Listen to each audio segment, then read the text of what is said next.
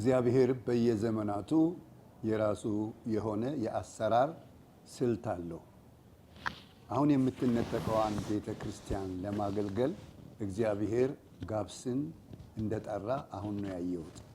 ከዚህ በፊት ጋብስ ኢንተርናሽናል ሚኒስትሪ አላውቀውም፣ ግን እግዚአብሔር አምላክ በዚህ በወላይታ መጥተው የሰጡትን አገልግሎት ሳይ የወቅቱን የእግዚአብሔርን አጀንዳ ለመፈጸም ከሚሮጡት ከሚታገሉት ከሚለፉት አንዱ እንደሆኑ ነው ማየው እና በዚህ በወላይታ የተፈጸመው አገልግሎት ሳይ በእናንተ ጌታን እጅግ በጣም አድርጌ አመሰግናለሁ። ስሙ አሁንም ደግሞ ደጋግሞ ይባረክ።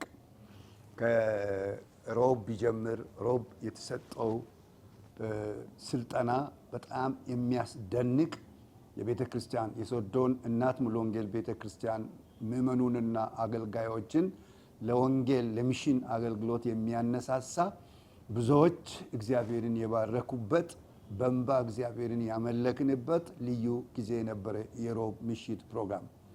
እንዲሁ ደግሞ ሐሙስ ጠዋት በሴሎ ኢንተርናሽናል ቴዎሎጂካል ሴሚናሪ ተማሪዎችን ለመርዳት እና ለማገልገል በዚያ ስፍራ የተላለፈው የእግዚአብሔር ቃል ልጆቹን ተማሪዎቹን በጣም ያነቃቃ፣ በተለይም ለሚሽን አገልግሎት እንዲነሳሱ የሚያደርግ ደስ የሚያሰኝ እናንተ አገልግላችሁ ከወረዳችሁ በኋላ ልጆች እየመጡ ሲናገሩ ነበሩ። ሕይወታችን ታደሰ፣ እግዚአብሔር ራእያችንን አሰፋ፣ ስለተደረገልን ድንቅ ነገር ሁሉ እጅግ በጣም አድርገን እናመሰግናለን። ለኛ የተሰጠው ማበረታቻ ገንዘብ ከምንጠብቀው በላይ ነው።